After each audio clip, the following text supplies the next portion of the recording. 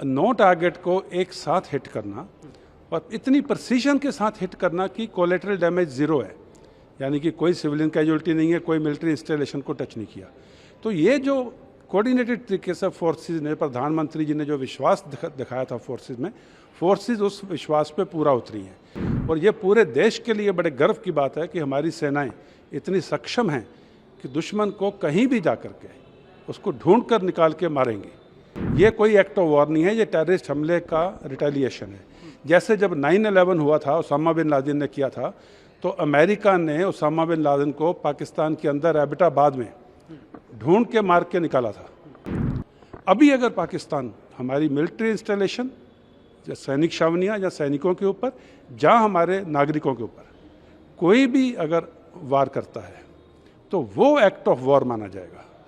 अभी जो बॉल है वो पाकिस्तान के पारे में है। अगर पाकिस्तान इसके ऊपर कुछ भी करता है तो हिंदुस्तान के पास पूरा अख्तियार है, पूरी ऑप्शन हैं कि उसके ऊपर एक्ट ऑफ वॉर को कैसे रिटेलिएट करे, किस लेवल पे करे, किस क्वांटिटी में करे, कितनी जगह पे करे, और वो फिर इंडिया के लिए ऑप्शंस पूरी ओपन रहेंगे। जैसे प्रधानमंत्री जी ने थोड़े दिन पहले बोला था कि मैं फोर्सेस को फ्री हैंड दे रहा हूँ अपने टारगेट चूज़ करने के लिए और कोऑर्डिनेट करने के लिए, और फोर्सेस ने, आर्मी, नेवी, एयरफोर्स ने जो selection of target and coordination and synergy of target, जिस तरीके से उन्होंने तालमेल के साथ बहावलपुर से लेके, बहावलपुर मुरीद के, ये पाकिस्तान के पंजाब में है और LET और जैश मोहम्मद के हेडक्वार्टर्स हैं, से लेकर राइट अप टू ऊपर जाएं तो मुजफ्फराबाद, कोटली तक 9 टारगेट को एक साथ हिट करना और इतनी प्रिसीजन के साथ हिट करना कि कोलेटरल डैमेज ज़ीरो है, यानी कि कोई सिविलियन कैजुअलिटी नहीं है, कोई मिलिट्री इंस्टॉलेशन को टच नहीं किया। तो ये जो कोऑर्डिनेटेड तरीके से फोर्सेस ने, प्रधानमंत्री जी ने जो विश्वास दिखाया था फोर्सेस में, फोर्सेस उस विश्वास पे पूरा उतरी हैं। और ये पूरे देश के लिए बड़े गर्व की बात है कि हमारी सेनाएं इतनी सक्षम हैं कि दुश्मन को कहीं भी जा कर के उसको ढूंढ कर निकाल के मारेंगे।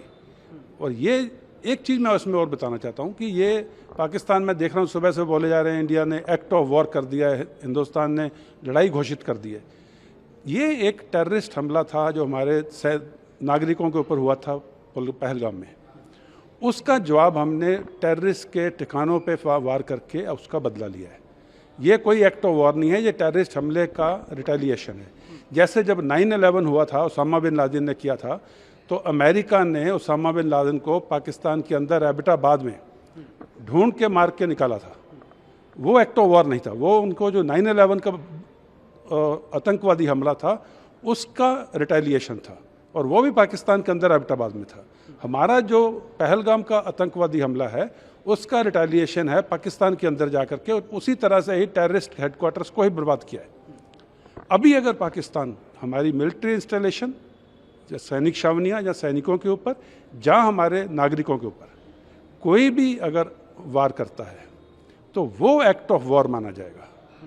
जो डेफिनेशन जो है, परिभाषा जो है, अगर आप दूसरे देश के अंदर जा कर के या हथियार से उनके नागरिक या उनके सैनिक ठिकानों के ऊपर हमला करोगे तो वो वार या लड़ाई की घोषणा है। तो अभी जो बॉल है वो पाकिस्तान के पारे में है। अगर पाकिस्तान इसके ऊपर कुछ भी करता है तो हिंदुस्तान के पास पूरा अख्तियार है, पूरी ऑप्शन हैं कि उसके ऊपर एक्ट ऑफ वॉर को कैसे रिटेलिएट करे, किस लेवल पे करे, किस क्वांटिटी में करे, कितनी जगह पे करे, और वो फिर इंडिया के लिए ऑप्शंस पूरी ओपन रहेंगे। सर, प्रधानमंत्री ने CCS की मीटिंग भी ली और टॉप ऑफिशियल्स जो फ्री होल्ड दे देना, फ्री हैंड दे देना आर्मी को, तो कैसे देखते हैं सर, किस तरह से ये एक एनकरेज करा है प्रधानमंत्री ने आर्म फोर्सेस को, जिसकी वजह से आज ये स्ट्राइक हुआ? देखिए, जो सीनियर लीडरशिप होती है ना, अगर उसको अपने कमांड में, जैसे आर्मी में भी है, अगर मैं कोर कमांडर हूँ और मेरे को अपने GOCs और अपने ब्रिगेड कमांडर या मेरे कमांडिंग ऑफिसर्स में भरोसा नहीं है, या उनकी काबिलियत पे विश्वास नहीं है, तो फिर मैं हर चीज़ को खुद करना चाहूँगा।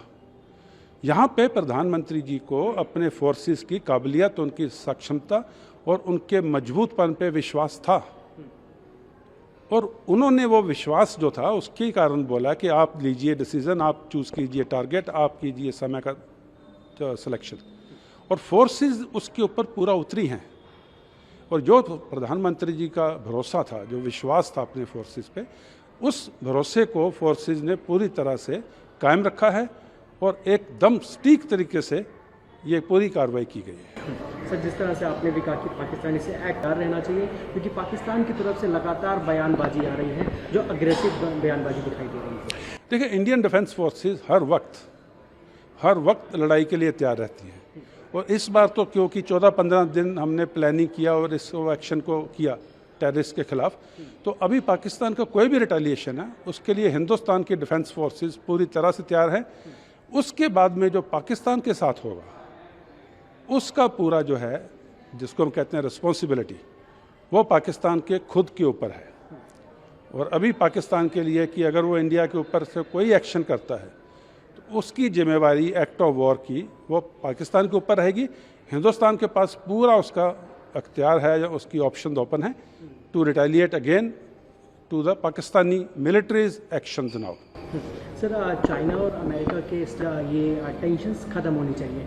वहीं अमेरिका ने बोला है कि ये जो टेंशन्स हैं, डीएस्केलेशन है, जल्दी ख़त्म होनी चाहिए दोनों देश के बीच। देखिए, जो इंटरनेशनल रिलेशंस हैं, जहाँ जो डिप्लोमेसी है, जो स्टेटमेंट सामने आती हैं, जो प्रेस में आती हैं, जो पब्लिकली आती हैं, और जो बंद कमरे के पीछे, बंद दरवाजे के पीछे बैठ के कमरे में बातचीत होती है, और उसके बाद में जो भरोसा दिया जाता है कि ठीक आप कीजिए इसको, हम आपके साथ हैं, वो दो अलग अलग चीज़ होती हैं। तो इंटरनेशनल रिलेशंस में जो स्टेटमेंट प्रेस में आ रही हैं उसको कभी भी पूरी तरह से सही नहीं मानना चाहिए।